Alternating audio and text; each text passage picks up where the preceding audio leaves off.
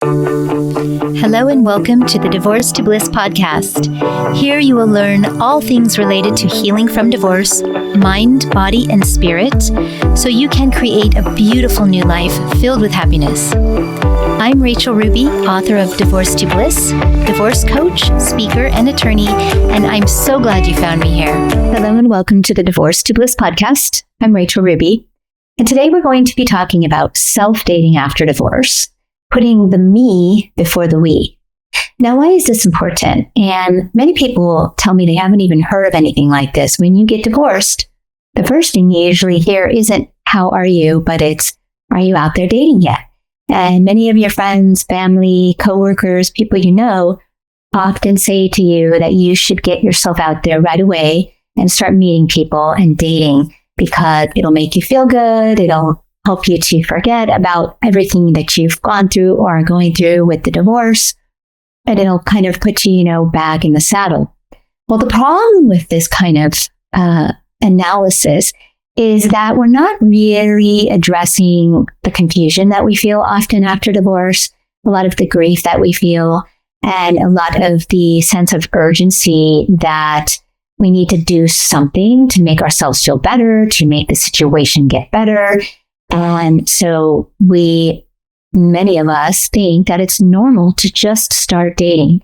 And I'm here to tell you today, I've talked about it many times before. So if you are a listener or someone who watches the YouTube podcast, you probably have heard this many times, but I think it is really important to dedicate a podcast to this in its entirety so that you can understand why we need to date ourselves before we date another.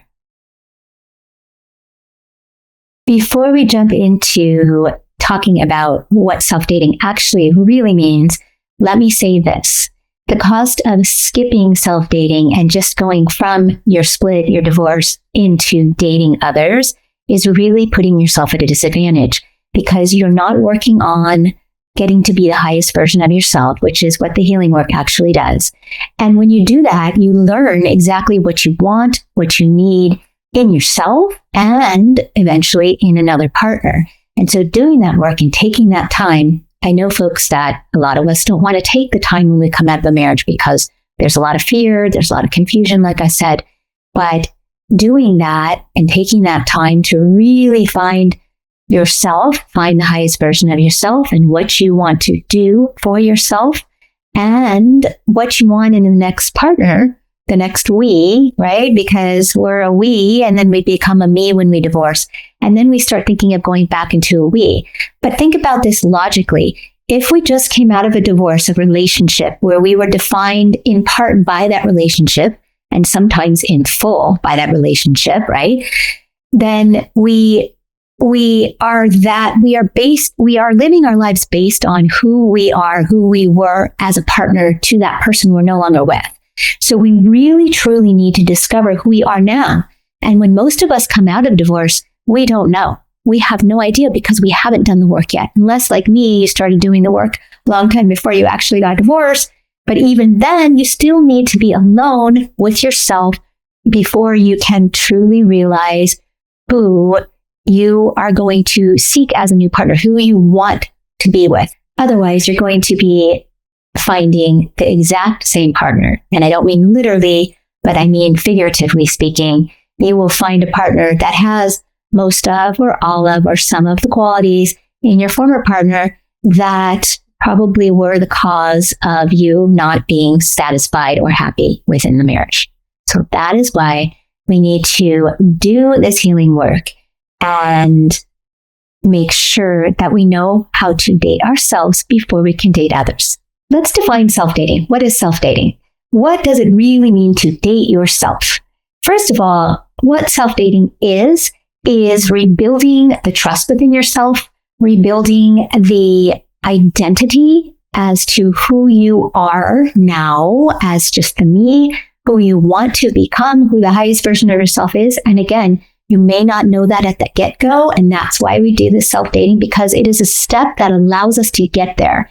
And also to rebuild the sense of safety within ourselves and kind of quell the fear that many of us feel when we split from our former spouse. Now, what self-dating is not, it is not about avoidance. You might have people saying to you, well, you're not getting out there again, and so you're avoiding something. Well, what are you avoiding? You're avoiding getting into a relationship that realistically may not be right for you because you haven't done the work.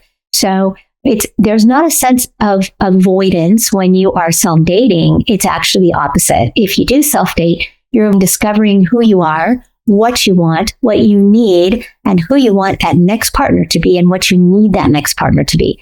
And so it's not about avoidance if we self-date and we stay away from jumping into dating others.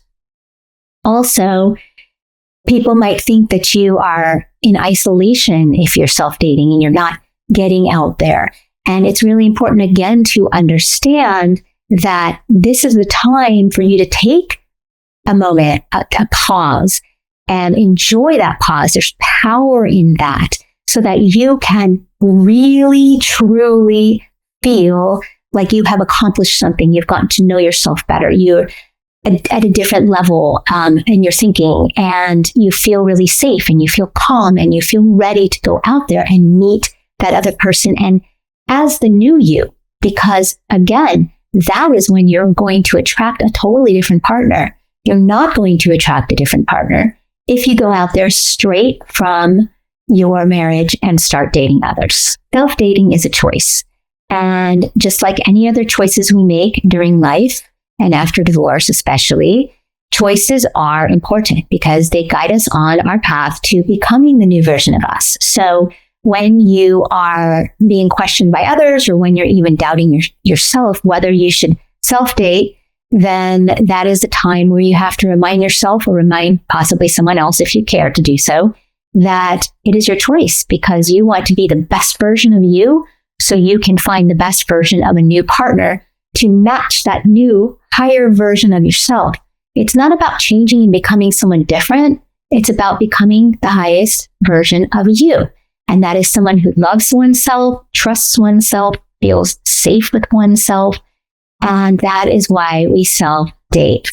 Let's talk about why it's critical to self-date after divorce. First of all, as you know, divorce disrupts the identity, which I already mentioned a little bit. It also disrupts the sense of attachment that we have to another or to within the marriage, and our self-worth many times. So, because of course, divorce is still a stigma in society and culture, religion, many religions, amongst our family members and such. So if you're facing any of that stigma, and many people do, then you need to have a plan so you can get out there and find that right person. And again, that's why we stop and pause and date ourselves first. The next reason why self-dating is crucial after divorce is because many people were in survival mode for the ending years or months or whatever it was of their marriage. I know I was. And it is so important when you come out of that divorce, you might be thrown into a new kind of survival mode. And that might be, oh my gosh, what if I'm alone for the rest of my life? What if I can't make my mortgage payment or my rent payment? I mean, there's other issues that could come up, and usually do, that put you into a different version of survival mode, which just creates more stress. So self-dating allows you to kind of step back and take again a pause from being in that survival mode. So you can, again, become the highest version of you and move forward confidently on loving yourself and feeling that self-worth, that sense of self-worth, and all the good things that come out of really spending some time on figuring out you. The dangers, once again, of not self-dating and why self-dating is so important is because without it, many people will repeat the relationship patterns, like I mentioned, and end up with the same person your spouse was, just a different face and name, right? And they might overattach emotionally to someone because they might think they found this wonderful person and get all excited and move too quickly and over attach. And that is a recipe for disaster because you're coming out of a divorce without doing the healing work, over attaching to somebody else. Eventually, the chances of that relationship being successful are very slim. And also, many people will choose being familiar over personal alignment with yourself. Like I said, figuring out who you are, figuring out what you need, what you want, what your next steps are, trusting yourself, loving yourself. All of those things are so important. And so these are the reasons why self-dating is so critical. Let's talk about how to self-date. So you can have a really good idea of what you need to get started and not feel like you are stuck in a loop. There are 4 parts to self-dating. Part number 1 is reintroducing yourself to yourself. Now, what does that exactly mean? First of all, you want to ask yourself, who am I now? And it's a really great idea, like I always mention, to get a journal and to write this down. And you can just put that question, who am I now, right now, and start writing it down. Now, the interesting thing and the reason that I like to write in a journal when I'm going through these healing steps is that you can look at this in a month, in a week, in a year, once you've healed, once you're in a new relationship, and look back and say, hey, who was I at that moment? And who am I now? And you will be amazed at how much you've grown. So start with that. Next is, what do you enjoy that you couldn't or didn't allow yourself to enjoy in the marriage? And doesn't have anything to do with your former spouse. So let's say you and your former spouse were big football fans and you went to football games all the time and you worked out together and you barbecued together. Okay. Now I want you to find some things that you enjoy doing that don't involve those things that you did as a couple and don't involve those things that he liked and enjoyed and did with you. So you have to find your own thing. And again, you want to write this down. You want to make a list. So this could be another journal prompt. What do I enjoy that had nothing to do with my former spouse? And if you don't know the answer to that, you can kind of think about it. You can think about things you did as a child that were enjoyable to you. Maybe you used to take a dance class. Maybe you played a sport. Maybe you painted. Maybe you learned some new skill that you really loved as a kid. And so I always tell people, if you really don't have any idea of what you enjoy by yourself that wasn't something you shared with your former spouse, then think back to those times you were a child and make a whole list. Doesn't matter if you put 20 things down or 2 things down, because you want to know who you are now, right? Remember, we asked that question, who am I now? And this is how we start to figure this out. And the next one is, what did I silence during my marriage? This is a hard one. And I had a really hard time with this as well, because this was one of the biggest discoveries or self-discoveries for me when I was going through my healing journey. And I realized that I silenced my inner child. And if you don't know what that means, that is the part of you that is spontaneous, that is fun, that does exciting, fun things that are enjoyable, like stopping in the middle of your workday and turning on some music and dancing in your living room, right? I mean, that's just one example. There's so many, right? Turning on a funny movie and just laughing your head off. And what happened with me personally is I became so unhappy that I kept thinking that things were going to get better and heal themselves, or that I would fix it eventually. And so I became very serious and kind of ignored this child within me. So when I started healing, for me, there were some things that I did that were so wonderful. And when I realized that I silenced my inner child, I knew that that was what I had to do. I had to unsilence her. I had to tell her that it was okay, that she could come out of hiding in the closet, that she needed to be in my life, that I needed her, that she was a part of me. And that was huge and freeing for me, because it allowed me to be childlike, to have fun, to seek out things that are fun, and to not be so serious. And that allowed me to heal so much. So I want you to think about those 3 things and write them all down in your journal. So what are some ways that you can start self-dating? What are some good ideas for you? The first one is kind of comes from what we were just talking about, which is figuring out what you silenced. And that is trying something from which you were discouraged during your marriage. Maybe you didn't do something with your former spouse because he or she wasn't interested in that thing. Or maybe it was something you did as a child and your former spouse didn't like it. Or maybe you just thought it wasn't something you wanted to share with them. I don't know. You can only discover that and realize that. But you can do something that you always wanted to do, something you did as a child that was fun. Just go out and do it by yourself. Go sign up for a baking class. Go sign up for a cooking class. Go join a sports league. Go, I don't know, whatever sounds fun and exciting that is new, that this new you wants to do, go and do it. The next thing is take yourself out for a coffee or dessert and bring your journal with you. It's really a great experience to go out and just kind of look at others, see what others are doing, notice how you're feeling. That's why you bring your journal. Like, how am I feeling sitting here having this latte all by myself on a Friday night when there's couples everywhere, right? And just, am I feeling insecure? Is this fearful for me? Am I feeling alone? Write these things down because these are how you grow.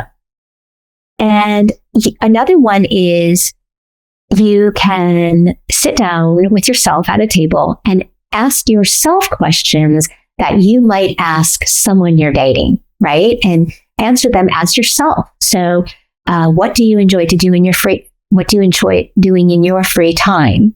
Might be a question, for example, right? What makes you laugh? I mean, whatever the questions are that you would want to know about someone in your first encounter with them, ask yourself those questions and again, write them down because this is going to help you. And last is taking a little bit of a bigger step from maybe a coffee date or sitting in a park with your journal and going to a restaurant during dinner time or lunchtime by yourself. And again, just realizing how you're feeling at that time, maybe writing it down and recognizing that by doing this, you are getting rid of that fear you might have about being alone. So all of these things are positive for you as you move through your self-dating process. Part number 2 is rebuilding that trust within yourself. I know we talked about this at the beginning of the podcast today.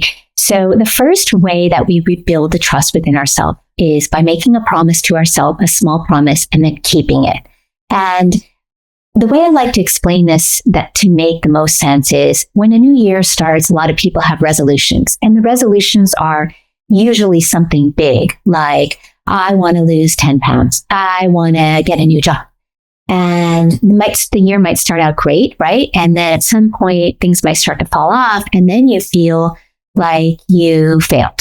And so instead of doing it in a big way, it helps to make a small promise to yourself because each day is a new beginning, not just the beginning of a new year.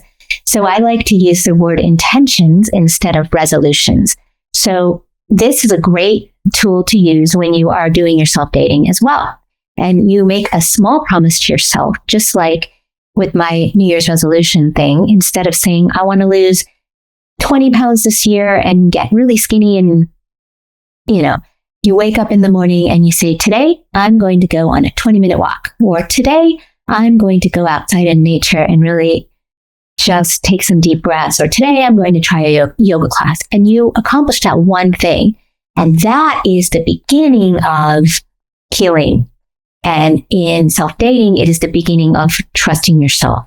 So along those same lines, you can make yourself a small promise and you can say, today I'm going to either of those things I said, go on a walk, going to go outside. I'm going to cook myself a healthy meal because it shows that I love myself. I'm going to sit down and write in my journal today. I'm going to go and talk to my friend about my feelings and make some plans. Any of those things is really kind of keeping a promise, promising yourself that you're going to do something small, not something major, and then doing it, because that is how you start building the trust. So try that and let me know what you tried and what transpired, because I love hearing these stories. The next thing is learning how to listen to your body, to use your intuition to understand why you're feeling discomfort over something. So again, if you are afraid of going out and going to this coffee shop and sitting by yourself, or having lunch by yourself in the restaurant, it's really listening to why that feels uncomfortable.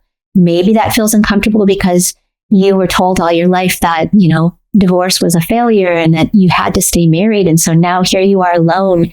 Maybe it's, like I said, feeling alone, just that whole feeling of being lonely or being alone. There's a difference between the two, and I'll have that in another podcast for you to dive into. So ask yourself that. And then my favorite one is learning to say no without any excuses, without any justifications. If something doesn't feel right to you, if you get invited out, let's say to go out with a bunch of friends to a bar and you're just not there yet, you say no. If someone asks you to do something for your kid's school and head up a committee or do something for some kind of a, bake sale or whatever it is, and you're just not feeling up to that, say no. You don't have to explain anything, because we need to really listen to you. And when you start doing that, you will start to really trust yourself more. And it's really a wonderful trust building exercise. Part number 3 is learning and understanding these desires you have as this new version of you. And the first way that we do that is by looking at our emotional needs, our emotional desires, compared to the old coping mechanism, the old story we used to live in, the old patterns we used to go through when we were married and perhaps unhappy. And the way we do this is by writing down what our emotional needs are instead of sweeping them under the rug. And I'll give you an example, personal example. Again, I mentioned the last few years of my marriage, I was not happy. And instead of asking myself, what do I want? What are my needs? What are my emotional desires? I would just tell myself, keep doing what you're doing. Eventually something will happen, or you'll figure out how to fix it. And that was really a disservice to myself, because it didn't help me. It's like if you are in relationship and you are feeling really strongly about something and you don't speak up. So it's really learning how to listen to yourself, speak up to yourself. And the next one is learning what safety feels like in your body. And it doesn't mean safety physically, but it can. It can also mean emotional safety. It can also mean just validation. You are the one who knows what you want, what you feel, what you need. And so doing things that make you feel safe and validate that, and recognize what that safety feels like in your body. Does it feel like, instead of being stressed and being angry or being worried or fearful, what is safety? Does it mean just being in a place where you feel peaceful? Does it mean doing things that make you feel happy? All those things. So this is how you learn the new version of you and what you want and need. And then last is, what pace feels right now? And this could change over the course of time as you go through your healing journey. And it doesn't mean that you might like a slower pace now. It doesn't mean that as you start feeling a little happier, a little better, noticing things that are changing within yourself, you may not want to speed something up and do things differently. And that's okay. Part 4 deals with practicing your relationship skills by yourself.